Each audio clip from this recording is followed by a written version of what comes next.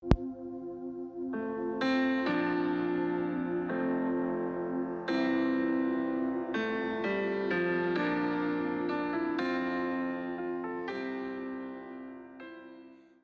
que mientras tanto, mis hermanos, yo les voy a pedir el favor que me acompañen a Romanos. Y vamos a continuar con nuestro estudio bíblico, nuestra serie de Romanos 15, y vamos a leer del 23 al 33. Amén. Romanos 15, del 23 al 33. Leemos en el nombre del Padre, del Hijo, bajo la dirección del Espíritu Santo. Romanos 15, versículo 23. Pero ahora, no teniendo más campo en estas regiones y deseando desde hace muchos años ir a vosotros, cuando vaya a España, iré a vosotros, porque espero veros al pasar y ser encaminado allá por vosotros, una vez que haya gozado con vosotros. Mas ahora voy a Jerusalén para ministrar a los santos, porque en Macedonia y Acaya tuvieron a bien hacer ofrenda para los pobres que hay entre los santos que están en Jerusalén, pues les pareció bueno, y son deudores de ellos, porque si los gentiles han sido hechos participantes de sus bienes espirituales,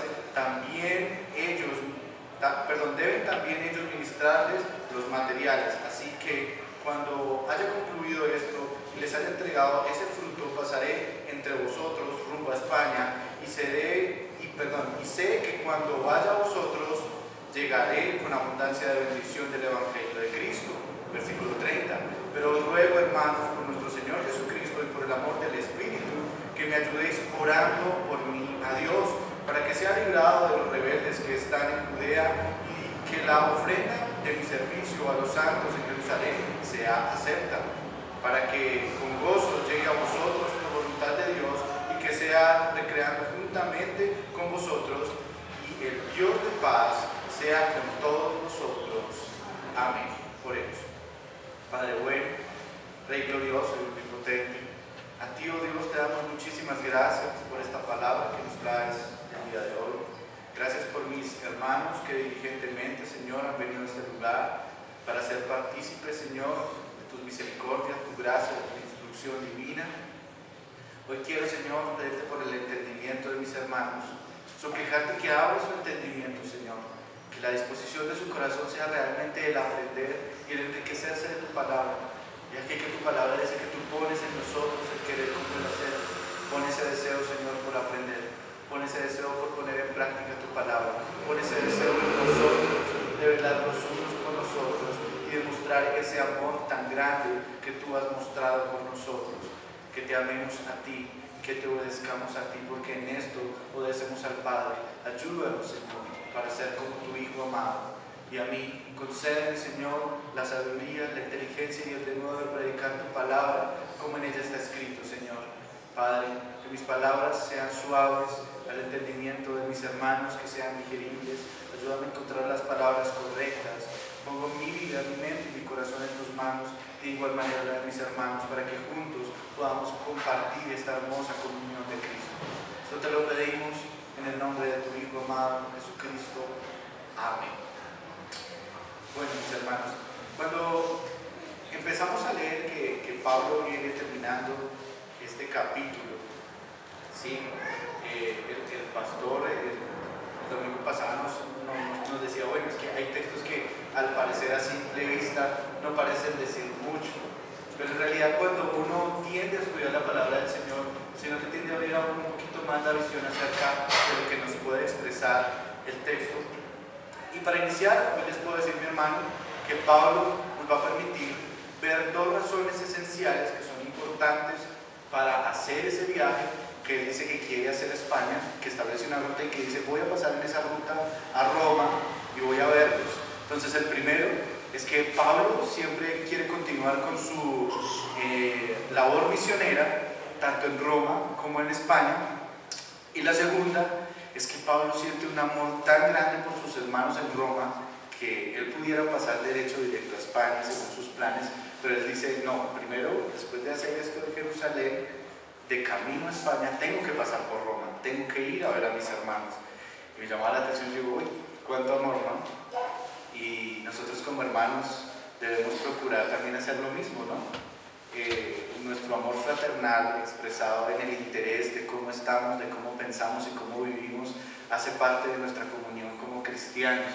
Y esa es una de las cosas importantes que Pablo nos enseña en esta carta.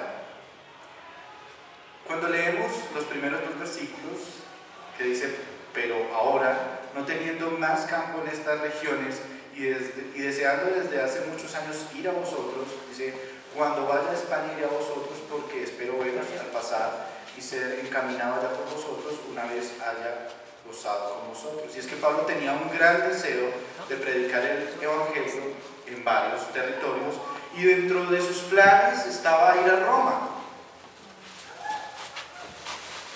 Y en esos planes de ir a Roma, él decía, bueno, mi punto fijo, o sea, a donde quiero ir es a España, pero voy a hacer esa escala en Roma, porque su objetivo era que en el camino también seguiría predicando el evangelio.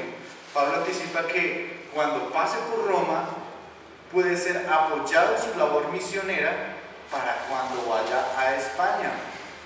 Entonces, vamos a evidenciar que Pablo establece como algunos puntos estratégicos en su labor misionera de predicación de la palabra del Señor, y uno de esos puntos estratégicos era Roma, cuando se trata de predicación al occidente, y Antioquía, cuando se trata de predicación en el oriente. Entonces siempre vamos a ver que Pablo relaciona estos puntos en su labor misionera. Pero resulta que Pablo tenía un pensamiento en su mente y no todo salió como Pablo lo planeó. Pablo nos expresa en su carta cuál era el plan que él tenía, pero resulta que Dios tenía otro plan en mente. Y eso es para que nosotros vayamos teniendo en cuenta que muchas veces nosotros planeamos y hacemos muchas cosas respecto a nuestro trabajo, respecto a nuestro salario, respecto a nuestro cronograma, y a veces no sé si tomemos en cuenta o no el cronograma del Señor. Lo importante es que cuando decimos que tenemos en cuenta el cronograma del Señor es porque yo tengo una disposición para hacer lo que el Señor me pida, independientemente cuáles sean mis planes. Entonces, trabajando con esa premisa, yo voy a decir aquí que Dios tenía planes diferentes y que Pablo al final, si nosotros revisáramos el libro de los Hechos, para que ustedes tengan en cuenta el contexto de todo este final en Romanos, está en Hechos del 21 al 28, en los capítulos, vamos a leer todo el contexto. Y resulta que Pablo tenía el plan de, bueno, mientras voy a España voy a pasar por Roma, pero resulta que él sí llega a Roma, pero él no llega como él quería, ¿sí? Resulta que como Dios tenía planes diferentes, Dios los lleva a Roma, pero los lleva por medio de la prisión. A él lo captura y lo llevan preso. Y eso tenía un propósito grandísimo, y era que Pablo pudiera predicarle al emperador de Roma la palabra del Señor. Entonces, nosotros no escogemos tampoco los medios por los cuales el Señor se glorifica, sino que Él escoge los medios y los fines, y Él nos los revela a su debido tiempo, para que nosotros lo tengamos en cuenta. Si nosotros seguimos con la lectura, en el versículo 25 dice, mas ahora voy a Jerusalén para ministrar a los santos, porque Macedonia y Acaya tuvieron a bien hacer una ofrenda para los pobres que hay entre los santos que están en Jerusalén, pues les pareció bueno y son deudores a ellos, porque si los gentiles han sido participantes de sus bienes espirituales, deben también ellos ministrarles de los materiales. Así que cuando haya concluido esto y les haya entregado este fruto, pasaré entre vosotros rumbo a España, y sé que cuando vaya a vosotros llegaré con abundancia de bendición del Evangelio de Cristo. Si nosotros miramos, voy a ampliar un poquito más el contexto de este final del capítulo 15, y es que resulta que se había establecido una iglesia en Jerusalén, y esa iglesia en Jerusalén era en su mayoría cristianos judíos, pero a estos cristianos judíos les costaba aceptar la doctrina de la libertad en Cristo. Ya los gentiles no estaban obligados a judaizar, no estaban obligados a practicar la circuncisión, tampoco estaban obligados a excluir su comida o participar, por ejemplo, de la comida kosher que yo les mencionaba domingos atrás. Y esto va a incluir en que Pablo está hablando de una iglesia que contiene integrantes débiles y fuertes. ¿Se acuerdan de la enseñanza de los débiles y los fuertes? Pues aquí Pablo lo está trayendo a colación. Y es que Pablo lo que está diciendo, bueno, es que entre esa iglesia judía se despierta la fe en un medio muy conservador, y entender esta libertad de Cristo no es tan fácil para ellos. Pero Pablo, como bien lo predicó antes, pues Pablo tiene cuidado de ellos incluso. Entonces, aparte de que las iglesias gentiles crecían más rápido que las judías, al ver este crecimiento, los judíos a veces miraban con un poquito de recelo al gentil. Entonces, cuando nosotros miramos, bueno, ¿por qué pasa eso? Porque yo puedo mirar a mi hermano con un poco de recelo, porque puedo mirar a mi hermano como decir, este cree que sabe más que yo, o este porque es que hace esas cosas de esta manera, y entro en una serie de cuestionamientos. Yo llegaba a pensar que hay factores importantes para que nosotros funcionemos en armonía como una iglesia. Comprender, aceptar las enseñanzas que el Señor Jesús nos ha dejado, nos va a ayudar a que nosotros eliminemos bastantes brechas que hay en el mundo cristiano. Porque cuando nosotros no comprendemos las verdades del Evangelio, vienen los celos, viene la envidia, viene el chisme y otra clase de sentimientos o deseos malintencionados hacia nuestros hermanos. Y tengamos en cuenta esto: Cristo pagó el mismo precio por mí que por mi hermano que tengo al lado, que por cada uno de ustedes. De esta manera, nosotros debemos entendernos que somos hermanos y debemos aceptarnos como iguales. ¿Sí? En este lapso del 25 al 29, en estos versos, Pablo se encarga de llevar a los cristianos en Roma una coherencia espiritual junto con una coherencia terrenal y material. ¿Qué pasa? Que a veces nosotros tenemos una comprensión del Evangelio que la vamos a limitar a nuestro contexto espiritual, y muchas veces no tiene una manifestación material de lo que yo he aprendido. Y lo que va a hacer Pablo en estos capítulos es traernos una coherencia. Nosotros tenemos que ser coherentes entre lo que creemos, en lo que pensamos, en lo que decimos y lo que hacemos como creyentes. Entonces, los cristianos en Roma, cuando vemos el contexto, habían recibido acorde a su necesidad espiritual de los cristianos de Jerusalén. Y entonces Pablo alude a este argumento y dice: así como ustedes gentiles han sido beneficiados del ámbito espiritual de nosotros los judíos, ¿sí? También dicen ustedes también, es justo que ustedes le ayuden a los cristianos que están en Jerusalén en sus necesidades materiales. Y por eso es que cuando menciona a Acaya, ¿se acuerdan que menciona a Macedonia y Acaya? Pablo entra en ese papel de convencerlos y decirles y demostrarles que hemos recibido bastante de los judíos, y que en ese momento esa iglesia en específico, que era una iglesia judía conservadora, estaba pasando una necesidad económica.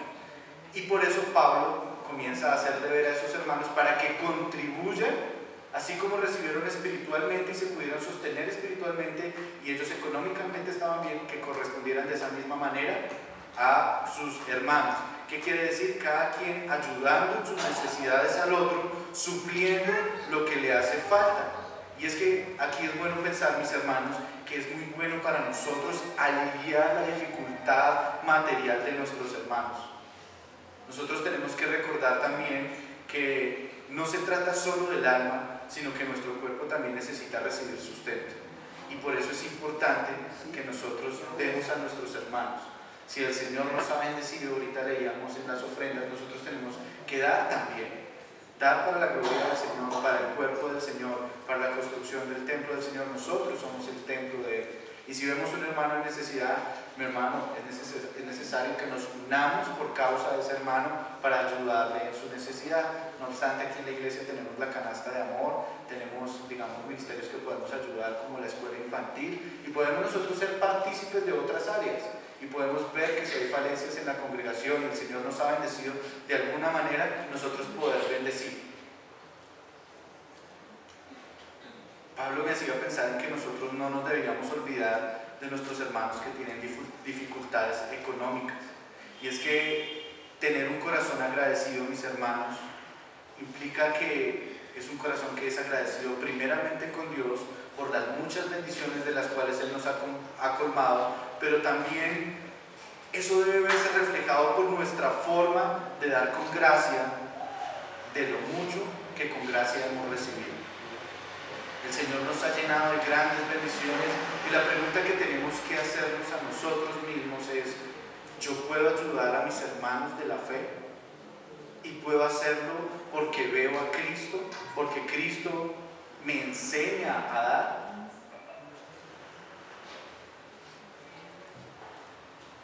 Es importantísimo para el creyente tres cosas: entender, sentir y compartir la aflicción con los demás hermanos. ¿Saben por qué?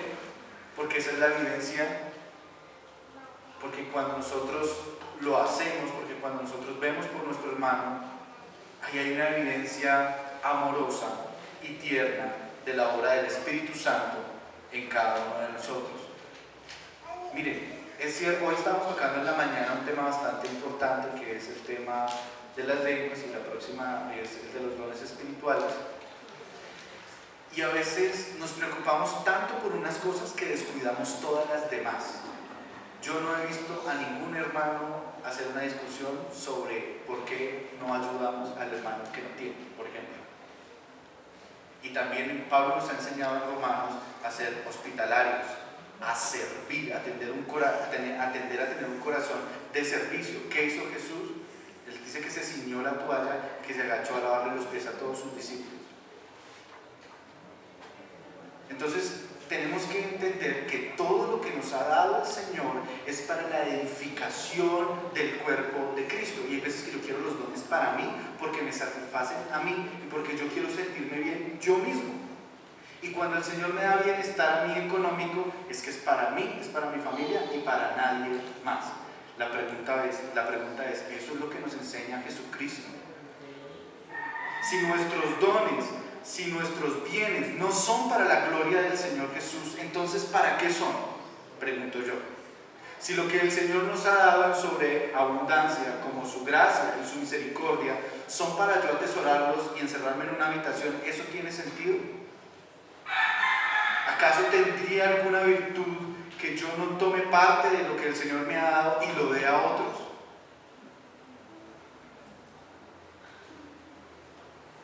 Nosotros tenemos que entender que también nuestras donaciones contribuyen a derribar cualquier barrera entre los hijos de Dios. Y en ese momento, bajo el contexto que yo les estoy hablando, se trataba de la iglesia gentil que comprendía la libertad que había en Cristo para comer, para vestir, para caminar y andar en Cristo, y la iglesia judía que decía: no, todavía tenemos que regirnos bajo estos parámetros judíos. Pero el hecho de que una iglesia como cuerpo de Cristo ayude a otra que pertenece a ese mismo cuerpo de Cristo, ayuda a eliminar brechas. Porque dígame, quién que esté en necesidad no puede agradecer que otro hermano venga y supla esa necesidad. ¿Acaso ese pensamiento que yo tenía acerca de mi hermano no va a cambiar dentro de mí? ¿Acaso una buena acción que evidencie mi crecimiento espiritual y la obra del Espíritu Santo en mí no va a hacer que mi hermano cambie su pensamiento? Todo lo que el Señor nos enseña tiene que tener un foco, y es la edificación del cuerpo de Cristo para la gloria de Dios.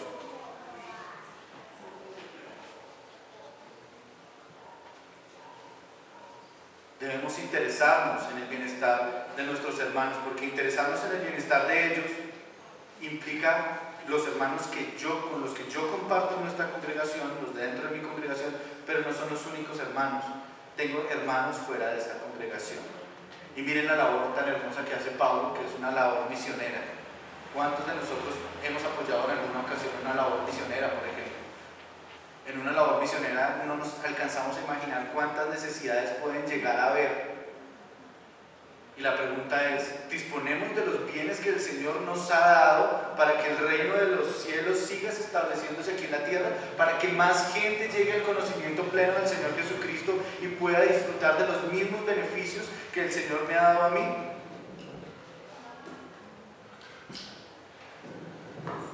Debemos procurar interesarnos por esos bienestares, tanto dentro como fuera de nuestra congregación. Porque ¿saben eso que hace?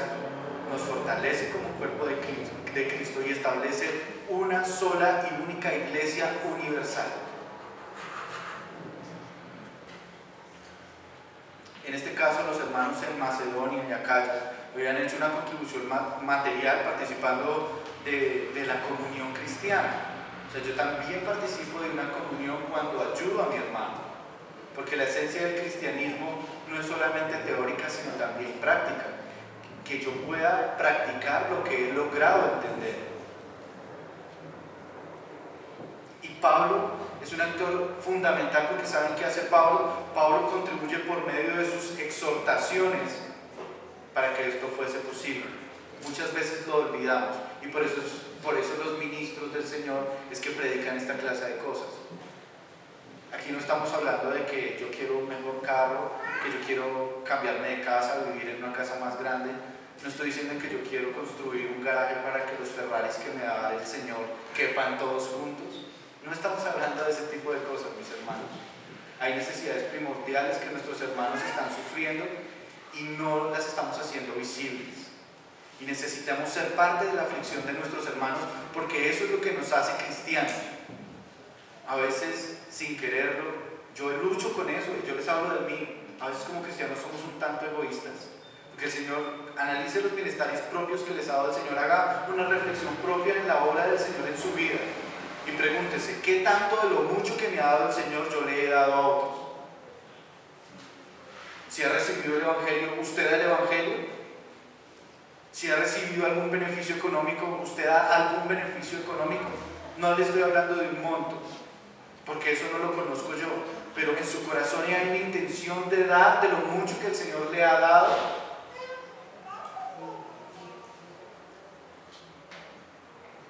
Porque yo en esta mañana les estoy hablando de una fe genuina, de una fe que viene con una gratitud sincera, que viene acompañado de una verdadera disposición para compartir con todos nuestros hermanos. Porque ese también es nuestro vínculo en Cristo. Ese es nuestro vínculo de fe en Cristo. Si yo creo que Cristo habita en mi hermano, ¿cómo no voy a contribuir?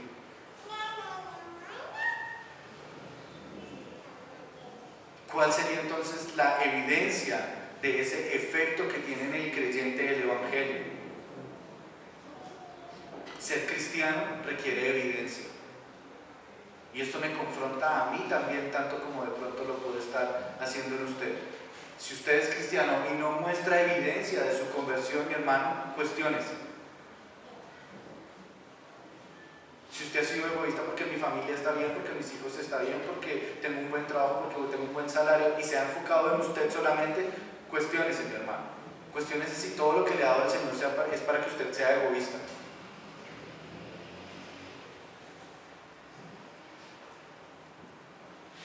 Nosotros tenemos que evidenciar que la operación del Espíritu Santo está en nosotros y nos llena de amor y de gracia. Es una evidencia que muestra preocupación por mi hermano débil o fuerte, por el hermano que le está necesitado, un interés por saber cómo está ese hermano. Y de pronto también nos sirve ser a nosotros un poquito más abiertos con nuestra necesidad, porque a veces es difícil verla, ¿no? Cuando la ocultamos, pero de pronto podríamos ayudarnos un poquito más si pudiésemos conocernos más y saber qué en realidad está faltando en nuestras casas, en nuestro hogar. No sabemos cuántas familias tienen conflictos internos por problemas económicos que nosotros pudiésemos apoyar de alguna manera. No sabemos cuántos hermanos flaquean en su fe por falta de recursos y nosotros con nuestras alacenas llenas. Y debemos pensar diferente. No le estoy diciendo, como dijo Jesucristo, venda todo y déselo a los pobres, pero sí le estoy diciendo, ¿por qué no ha dado de lo mucho que el Señor le ha dado? Hay una obra que es necesario que entre en acción. Tenemos ya el concepto de ser cristianos acá y lo estamos formando cada día y lo estamos fortaleciendo, pero no vamos a crecer más en el conocimiento del Señor si no ponemos esto en práctica. Me llamaba mucho la atención que Pablo expresa un deseo profundo por la iglesia en Roma. Y era tan profundo su deseo que sin él pensar, se quedó en Roma en ese momento. Pero él tiene una actitud diferente, y es que el gozo hace parte de esa aflicción. Leamos por favor el versículo 30. Dice: pero os ruego, hermanos, por nuestro Señor Jesucristo y por el amor del Espíritu, que me ayudéis orando por mí, para que sea librado de los rebeldes que están en Judea, y que la ofrenda de mi servicio a los santos en Jerusalén sea aceptada, para que con gozo llegue a vosotros por voluntad de Dios y sea recreado juntamente con vosotros, y el Dios de paz sea con quién, con todos vosotros. Y Pablo, como que yo, a medida que iba leyendo el versículo, Pablo no me saca de decir que tenemos que ser creyentes coherentes. Tiene que haber una coherencia espiritual entre eso que estamos aprendiendo y entre las acciones terrenales que estamos ejecutando como cristianos. Miren, Pablo aquí siente el peligro de lo que le espera en Jerusalén. ¿Sabe por qué? Porque no solamente había una iglesia que era conservadora y que él venía a traerles una ofrenda de los cristianos que eran libres, sino que aparte los judíos que no creían en Cristo le estaban buscando. Entonces imagínense el contexto. Él va a ir a dar donde de pronto no le quieren recibir, en un contexto en donde lo quieren enviar a la cárcel. Ese es el contexto de Pablo. Pero eso no frustra la intención de Pablo de ir a poner en práctica lo que ha aprendido del Señor. Pablo tenía una meta clara dada por Cristo y nada lo detuvo. La pregunta es: ¿qué nos detiene a nosotros? Pablo, por ejemplo, está en una labor misionera, y cuando nosotros leemos Mateo 28, ¿qué hizo el Señor? Dice: id y haced discípulos. Pregunta: ¿qué nos detiene? ¿Mi comodidad, mis planes, lo que yo quiero, lo que yo creo?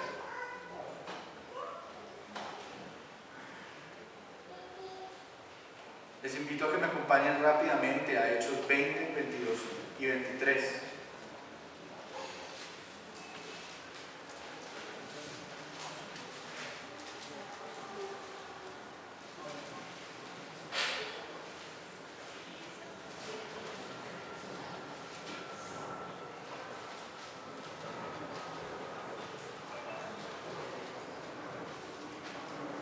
Miren lo que decía Pablo respecto a este mismo tema que estamos tratando. Dice: ahora, he aquí, ligado yo en espíritu, voy ¿a dónde?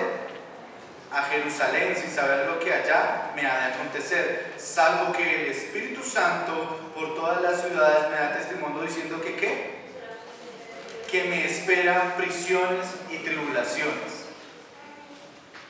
Miren el contexto de lo que está diciendo Pablo. Ahora por favor acompáñenme ahí más adelantico a Hechos 21 y vamos a leer del 10 al 14.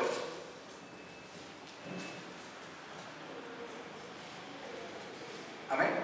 Dice: y permaneciendo nosotros allí algunos días, descendió de Judea un profeta llamado Agabo, quien viniendo a vernos tomó el cinto de Pablo y atándose los pies y las manos dijo: esto dice el Espíritu Santo, así atarán los judíos en Jerusalén al varón de quien es este cinto, y le entregarán en manos de los gentiles.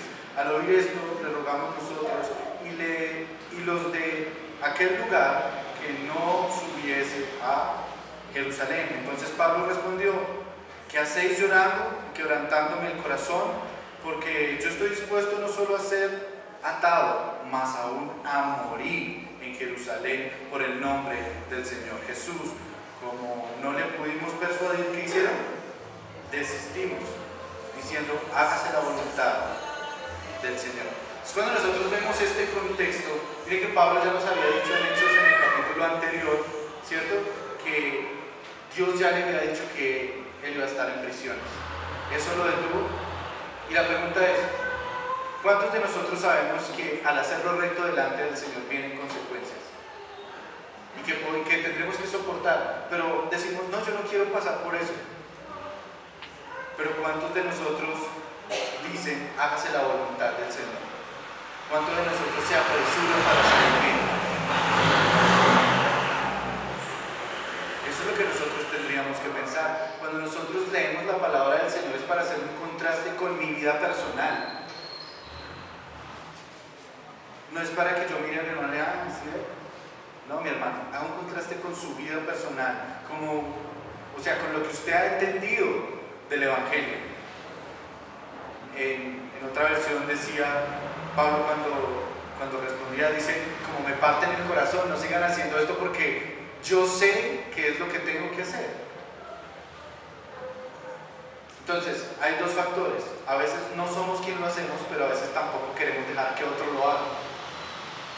Pero nosotros tenemos que ser persistentes en aquello en lo que el Señor nos envió a hacer. ¿Quién de nosotros pudiera decir, estoy dispuesto no solo a ser atado, más aún a morir por el nombre del Señor Jesús? Hasta allá tendría que llegar nuestra fe. Porque está cumpliendo la obra del Señor, está evangelizando, está cumpliendo su obra misionera, pero también está supliendo una necesidad a alguien que posiblemente no lo quiera recibir porque representa un peligro para ellos en cuanto a sus doctrinas, en cuanto a lo que ellos creen. Y esto me hacía pensar que cuando Pablo dice aquí dice, pero os ruego, hermanos míos, por nuestro Señor Jesucristo y por el amor del Espíritu, que me ayudéis orando por mí a Dios. Y es que las oraciones son tan importantes, mis hermanos. Las oraciones del pueblo de Dios por sus líderes son los que pueden ayudarlos a ellos a resistir en tiempos difíciles. Yo no estoy hablando de una oración superficial. Señor, te agradezco por el pastor. Amén.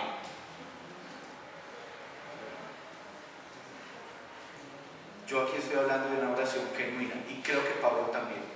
Pablo nos está enseñando y nos dice, oren por mí, rueguen por mí al Señor. Es una oración genuina. Yo les hago una pregunta. ¿Ustedes oran por su pastor? ¿Ustedes oran por los líderes y ministros de la palabra en la congregación?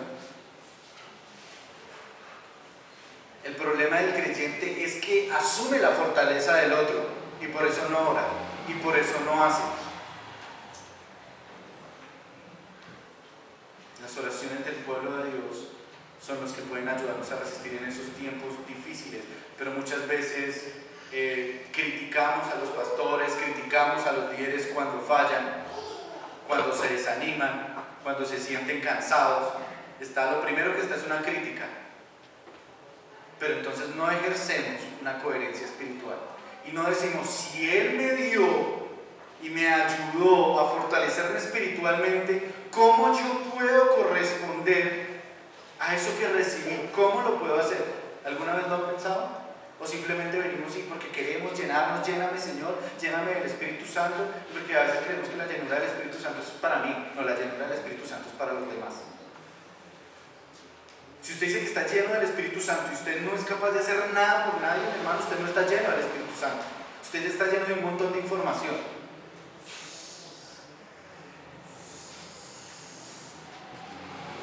Debemos aplicar esa coherencia espiritual con la que Pablo nos está hablando en este capítulo.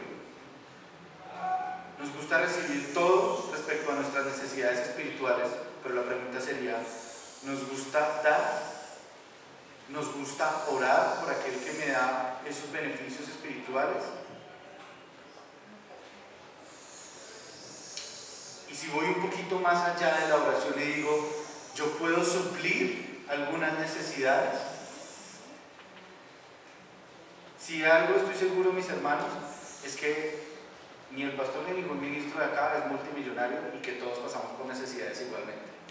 Entonces, asumir el bienestar de los demás no está bien, porque asumir el bienestar de los demás solamente me exime a mí de mis responsabilidades y por eso es el camino más fácil del creyente. Yo voy a asumir que está bien. Y aunque Pablo actuaba con gozo, no quiere decir que no estuviera en prisiones. Y aunque Pablo actuaba con gozo, ¿por qué creen que estaba pidiendo oración?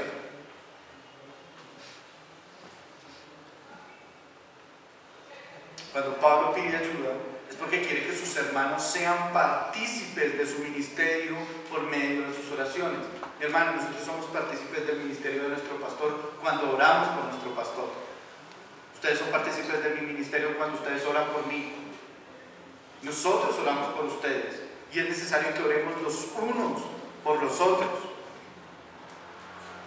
Muchas veces no somos partícipes del fortalecimiento, el crecimiento otorgado al ministerio del pastor por el Señor o de los ministros, pero de manera indirecta si somos partícipes de su caída. ¿Sabe por qué? Porque nunca oramos por ellos, porque no clamamos por nuestros líderes, porque asumir esa fortaleza nos va a alejar de una percepción de la realidad correcta, porque a veces solamente estamos empeñados en recibir y nos olvidamos de dar. Y venimos acá a adquirir una coherencia cristiana, pero cuando necesitamos practicarla no lo hacemos. No, hay necesidades espirituales en la iglesia que deben ser satisfechas, pero también hay una necesidad en nuestros hermanos material que también debería ser satisfecha. Nosotros debemos comenzar a abrir nuestro corazón para dar. Yo no le voy a decir a quién ni cómo, pero cuando usted tiene una disposición por agradar al Señor y hacer lo que el Señor le ha pedido, el mismo Dios le instruirá y dará el querer como el hacer.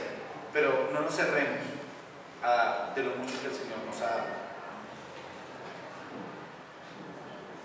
Yo creo que no solamente los ministros de esta iglesia, sino todos los ministros necesitan las oraciones de su rebaño. Y por eso deberíamos esforzarnos en la oración, tanto por nuestro pastor como por los que ejercen esa labor de pastorado en el cuerpo de Cristo. Deberíamos orar por los misioneros, por quienes llevan la palabra del Señor, por quienes ministran la palabra del Señor a los demás.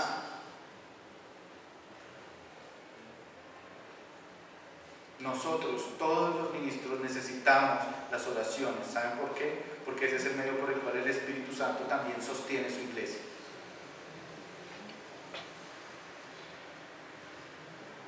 Cuando miraba yo, me encontraba con un punto importante, y es que la antigua palabra griega para ese ayudar, ¿cierto?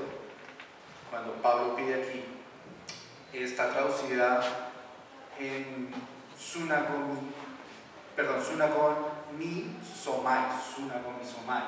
¿Y qué pasa? Esa significa literalmente agonizar juntos, por eso la traigo a colación. De pronto no sé pronunciar griego, definitivamente, pero el punto es que literalmente significa agonizar juntos. Y fíjense que acompáñenme a Lucas 22. Esa es la misma palabra que Jesús va a usar en Getsemaní. Lucas 22, 39.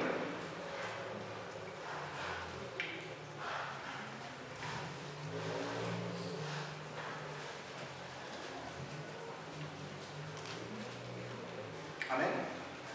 Dice la palabra del Señor. Y saliendo, tiene como título Jesús ora en Getsemaní. Y saliendo, se fue como solía al monte de los olivos, y sus discípulos también le siguieron.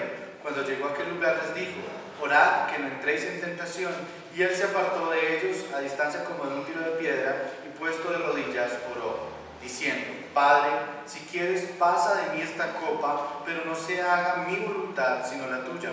Y se apareció un ángel del cielo para fortalecerle, y estando en agonía oraba más intensamente, y era su sudor como de grandes gotas de sangre que caían hasta la tierra.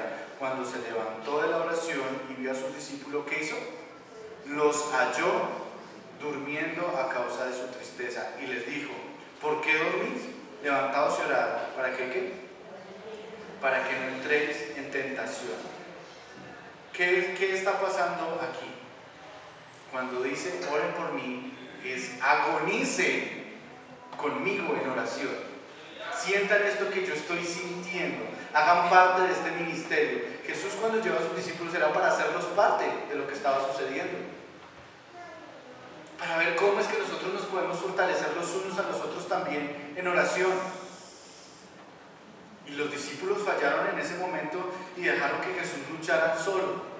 La pregunta es: ¿cuántas veces hemos dejado que nuestro pastor o que los pastores del cuerpo de Cristo a nivel universal padezcan solos, luchen solos? ¿Cuántas veces lo hemos hecho?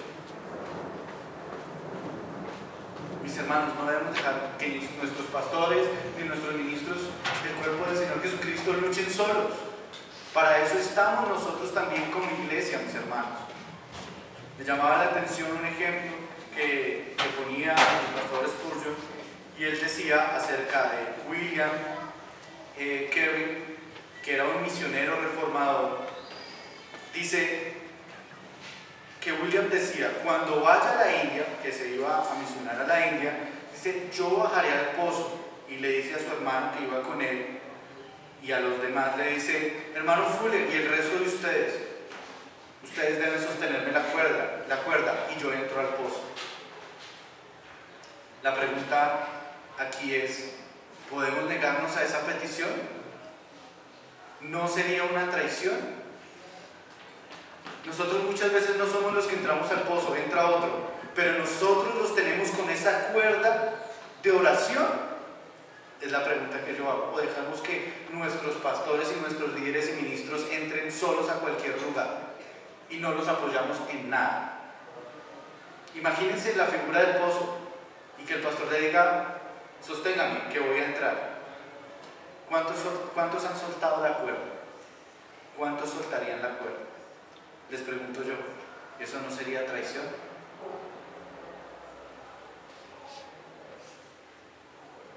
Y podríamos asombrarnos y decir, ¿cómo un hombre tan rico como Pablo, lleno de gracia y del favor del Señor, le va a pedir oraciones a los santos y a los santos desconocidos? ¿No? Porque él decía, él oraba a la iglesia en Roma y a los que conocía y a los que no, decían, oren por mí. Y podríamos decir, ¿cómo alguien tan rico y tan fuerte en la fe puede pedirnos oración? Eso no debería asombrarnos, ¿saben por qué?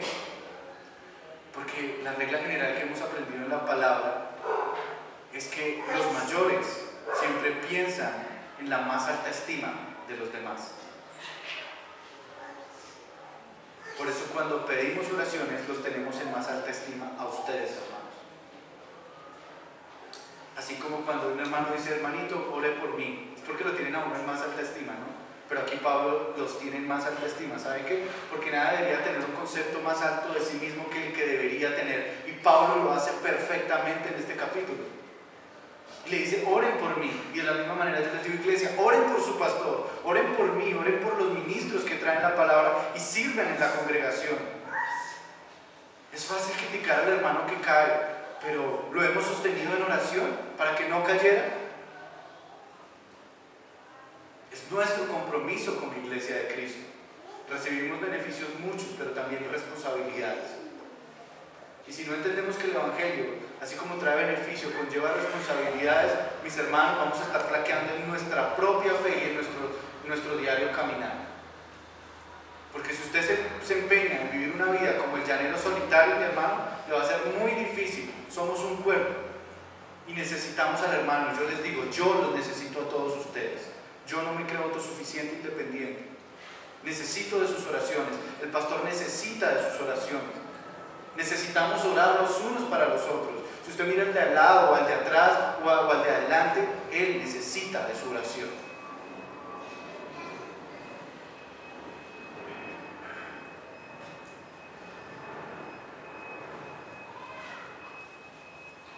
Podríamos decir que en proporción que un hombre crece en gracia, asimismo siente su dependencia en Dios. Y en cierto sentido, también su dependencia en el pueblo de Dios. Eso lo decía el pastor Spurgeon y me llamaba mucho la atención. Cada vez que crecemos en gracia, nos volvemos más dependientes del Señor, pero también del cuerpo de Cristo. Y entendemos que todos componemos un solo cuerpo y que cada uno de nosotros aporta algo a la construcción y edificación de este pueblo, de este cuerpo de Cristo. Y Pablo aquí hace referencia también a los incrédulos y a los rebeldes que son peligrosos por naturaleza, pero Pablo ya lo sabía, porque el Señor ya le había advertido.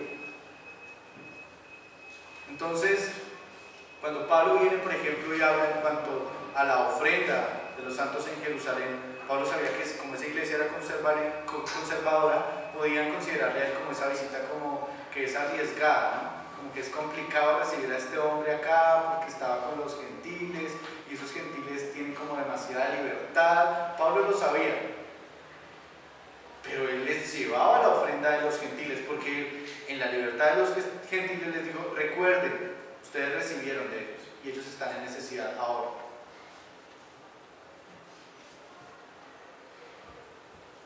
Y Pablo lleva esa ofrenda de los gentiles a los libres, aquellos judíos conservadores, y por eso es que pide oración. dice oración también para que esta ofrenda sea aceptada. Porque en el momento que la ofrenda también es aceptada, no solamente es el que yo doy, sino que Él recibe, ahí rompemos, se quitan las brechas, las divisiones entre el cuerpo de Cristo, que hay tantas. Y aquí como comenzamos a ver que hay un panorama distinto. Y aunque no sucedió lo que fue deseado por Pablo, esto nos recuerda un refrán que me pareció interesante, y es que el hombre propone y Dios dispone.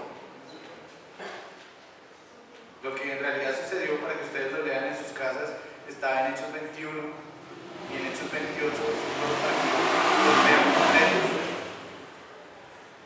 Y lo que hay que enfatizar aquí realmente, sin embargo, es que Pablo se somete en cuerpo y alma para vida, para muerte y la eternidad, y se sujeta a la soberanía del Señor. Eso es lo que tenemos que ver. Pablo tenía unos planes, y todo lo que había planeado Pablo era para bien, y era para edificación del cuerpo de Cristo. Sin embargo, el Señor cambió su plan.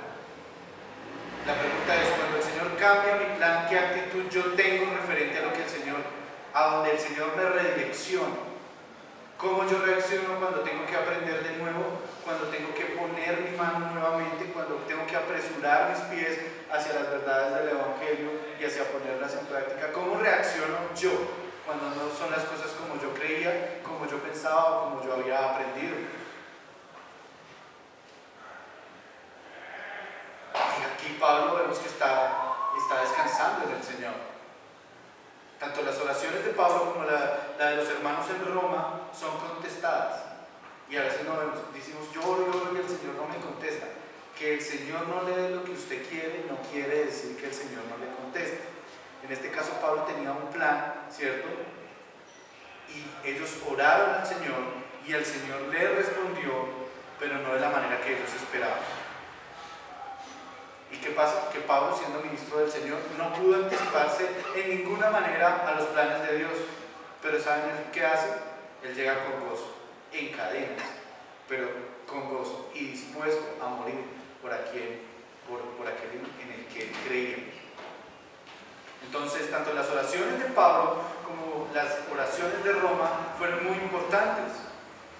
Muchos buscamos estabilidad, pero la estabilidad no puede hallarse en ninguna parte excepto en Dios. Dios es el que le da estabilidad a nuestras vidas. Pablo a la vez pide oración y él revela incertidumbre de lo que está por venir. Él no sabe, sin embargo, él se abandona a Dios. Él se rinde a la voluntad de Dios y por eso termina diciendo: y el Dios de paz sea con todos vosotros. Amén. ¿Saben por qué? ¿Qué connotación tiene eso? Aquí hay una evidencia de una estrecha comunión con Dios. Cuando dice que la paz sea con vosotros, la paz de Dios quiere decir, Él reconoce que esa paz es de Dios, que Dios es el Señor de esa paz, y esa paz se traduce en una reconciliación por medio del Señor Jesucristo. Cuando Jesús dice: mi paz os dejo, mi paz os doy, que no es la paz que el mundo da, que no la da del mismo modo, es porque solo Jesús nos puso en paz con Dios. Nosotros éramos enemigos del Señor, y Pablo descansa en esa verdad. Ahora estamos en paz con el Señor, y eso es lo único que importa. Y su esperanza está plenamente en el Señor. ¿Por qué? Porque Cristo es la seguridad de nosotros. Cristo es la seguridad del creyente ante la incertidumbre. Él es la certeza. Y Él es la garantía de que nadie podrá separarnos de su amor. Amén. Así que yo le invito a que se ponga en pie, mi hermano, y vamos a orar.